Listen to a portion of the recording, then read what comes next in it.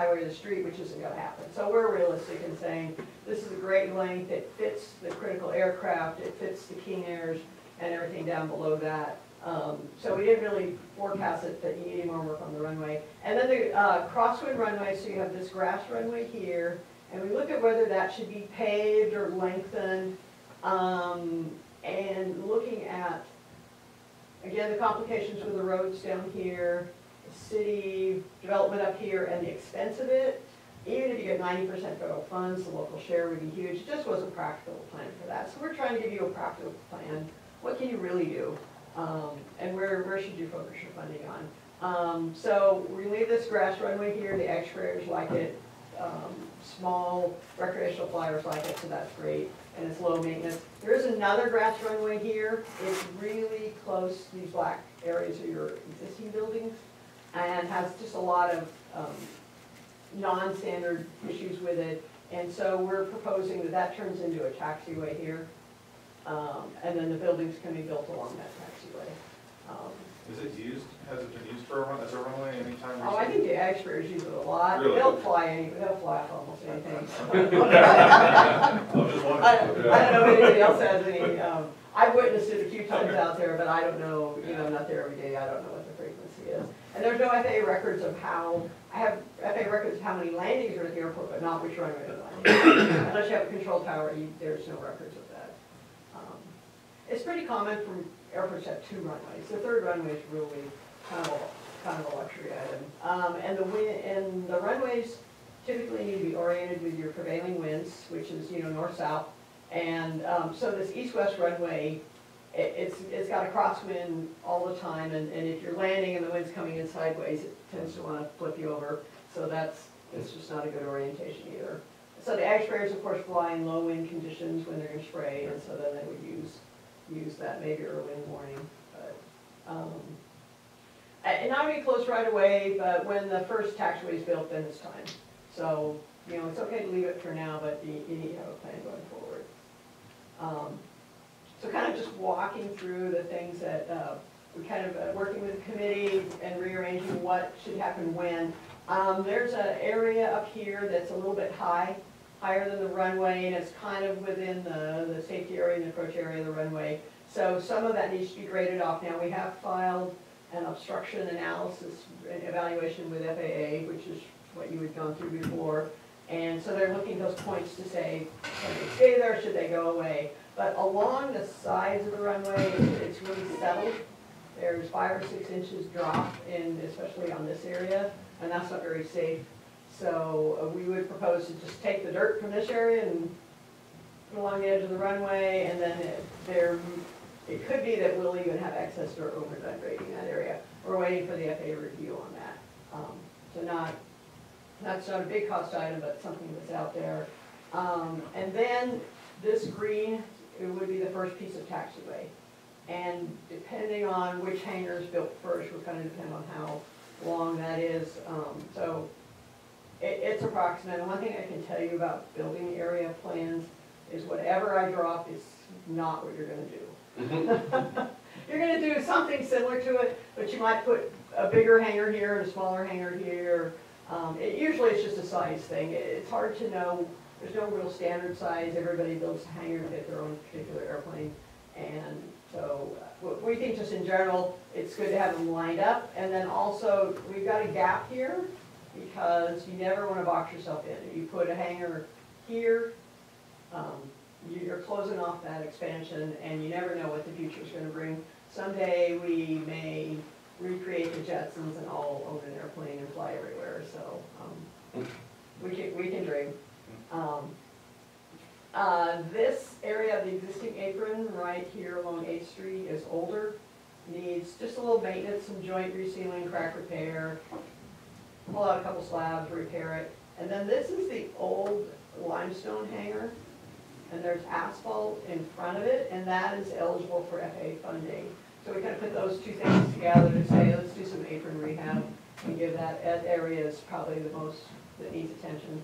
The state does a pavement evaluation every 3 years, and that's an area they identified for some maintenance. Out here is the windsock with the segmented circle. It's getting pretty old and tired. needs replaced, not a big deal. And then the fuel system in this area needs a larger tank, and that's something that KDOT funding would be a very good use for. KDOT grants are also 90/10, and KDOT has $5 million a year that they give out to airports. We just had the fuel pumps for it. Yeah. The fuel Yeah. cabinets about a year ago through that. Yep, yep, so any fuel improvements there. As your traffic regains from the runway construction and comes back in, it need larger, newer tanks. It's something to consider, and that's gonna be traffic driven, so when you get to that 5th year, it might, you just reevaluate it every year. You don't follow this blindly, but it's kind of a general roadmap of where to go. Then get into the 6 to 10 years, this orange area. So now if we have this green taxiway, let's go ahead and pave it, this orange piece, and connect it up over here. So then if you have a couple hangars here, they got a lot of easier access to that. And that would open up then some more hangar areas. The AWAS is the weather equipment out here, and those instruments only last so long, and then they need replacement. And you got some KDOT funding for it originally, so we just need to plan for those maintenance items as well. Electrical vault, the electrical equipment that runs the runway lights and the taxiway lights is in the back lean-to kind of add on to that hangar. It's okay, but it's not gonna last forever, and it's electrical equipment, it needs to be weather tight, so just planning. Most airports have a separate concrete vault building that they put all that equipment in, so when that building gets wore out, then something to think about. A terminal building, so you have a little part of this building for the pilot's lounge now, a little bit hard to get to, it could use a little bit of remodeling. But there's not a great place out there to put a new building. And so, talking with the committee, it's kind of hard to see, but there's 2 little old single T hangars here. And their taxiway goes right through this area, which goes right past the access roads. So that's really a safety concern for the FAA, that you're mixing cars and airplanes and people aren't paying attention, and pilots, especially if they're on a tailwheel aircraft, they're tilted and looking up so they can't see forward very well. These hangars aren't gonna last forever either. They're probably from the 30s or 40s. I don't know if we ever figured out how old they are. So when those, or a big wind blows them away, don't put them back. And then, so that would be a great place for pilot's lounge, a great entrance off the street, coming right there to see the airport, put a parking lot here, but it would shut off that taxiway. So, we're not saying immediately, but in the 20-year term of the plan, I don't think those hangars are gonna be here 20 years from now. So my only message is just don't put them back, and give yourself some room for a parking lot and a place to put cars that kind of separates the traffic. So that's the terminal building, parking lot in here. Snow removal equipment building, we tucked back in here. Snow removal equipment is eligible for an FAA grant, and a building to store it in is also eligible. I think that when that gets built, it's gonna kind of depend on what hangars, what size hangars that they put in, and where that might go. Your pavement feels like it's brand new, and mostly it is, but every 10 years you should reseal the joints and remark it. So that's project in there as well, and we just want, it can be a big expense. That can be $300,000 or $400,000. Now you can get an FAA grant for that, but you need to think in the local budget, oh, that's something I need to do, and just maintain what you have. What's that 90-10 match? That's 90-10 that match as well. Yeah. So we would concrete would show every. That's part of that money they sock away for you every. Yeah, that's part of the 150,000. So the federal grant program, you have 150,000 set aside for every federally eligible airport every year, and you don't get that in a grant. They just sort of, I want to say, it's imagine the old green ledger sheets, and they just write 150 next to your name every year, and it's there reserved for you. So when you have an eligible project, you just send in your request and you don't have to compete with anybody else. The money rolls over for 4 years, so you can gain up to $600,000, which most airports roll it over for 2 to 4 years. And then they have something they want to do, 90-10 money, no competition, and you get a grant. So, so you need, that's a great deal. I mean, I don't think there's any other federal program out there that gives more than 80-20. And the economic impact from that, from the construction workers and the purchase of equipment and materials locally, really has a surprising impact as well. So, so that's why we're trying to have a capital improvement. What's a methodical way of spending this money? Where's the best place to put this? And now, and then the orange hatch areas in the end are land acquisition. So we've got a couple different areas here. And once again, it's a 20-year plan. We kind of put them in the middle. Most of the time, land acquisition gets pushed farther down. Your AWAS here, it needs to be in an area without buildings or trees because it will impact the wind, and then it will get incorrect readings. And so along this road are some houses underneath my tables. And well, this is farm ground now. It would be a great idea to buy an easement. Just buy an easement that says, don't put any buildings here. Now, typically that's not a huge cost because nobody's going to put a building there anyway. So, and that's the same with this area up here. It's in the approach to this runway. So FAA would like you to buy an easement up here to protect that approach. Once again, you're just buying the blue sky above ground. This is, there's a house up in here, and it's right on the line where the front approach area is. This is kind of the east, you own an easement kind of like right down the middle of it. And in the 20-year life of the plan, there's some trees that are going to grow and just some future concerns in here that needs to be kept in mind, that may need to be purchased there in the future. What does that give us? If, I mean, that's gonna be going after a family. and Correct. They're gonna have issues with that. Correct, yes. And what do we get for doing that effort? Well,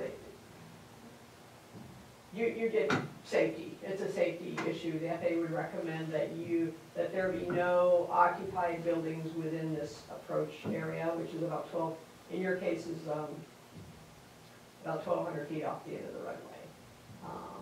So it's safety for people on the ground, and it's safety for aircraft flying, and with the trees potentially growing and blocking the approach. It's just a future, it's just something to keep an eye on. Will it affect grants if it's not addressed? Not currently, no, I don't believe it will. But it may in the future. I've seen a couple cases where the FAA said, you have to buy that property in 5 years or you don't get any more grants. So they'll give you a time frame to do it. I haven't seen it very often. And then, once again, depending on, what happens to development out in this area, just something to keep in mind that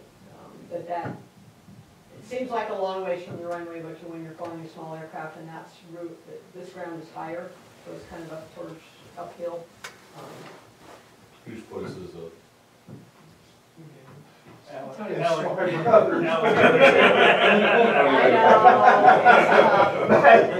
And before You tell him. Before we do that, you have an environmental assessment, and you look at all the impacts and decide if that's really something. But I can say the cattle truck going down 24 highways just as big as, Yeah. Yeah, I mean, if you do Yeah, they did Yeah. work in the it. flight pattern or, the angle of it, I mean, I think the important thing to know is like, we've been addressing it for a Right. while, it's just more, so it's gotta be on the list that's there. but- it's gotta be on that. It's a long list, It's and you're not not. gonna get everything done in 20 years, but it's a Not. list. There's a couple trees over here on that property you bought, some of these circles here. I think those antennas are now gone, but they were there when we surveyed them, so we have to show that in the report, but there's just still some tall things to take care of out there. So we're wrapping up the drawings, and we're going to send those off to FAA for review, and then that goes to Jason Knipp. And then it also goes to this airspace analysis all over again. And we don't know if they're gonna find something new or not. You've been through Bee that. steward. Yeah, Tony bee knows. steward. And, I had an airport in Missouri, we did 258 points that we sent to her, and it took her 16 months to do that review, so. And I've had other airports where it goes through a lot faster, so I can't tell you More trees over there. what.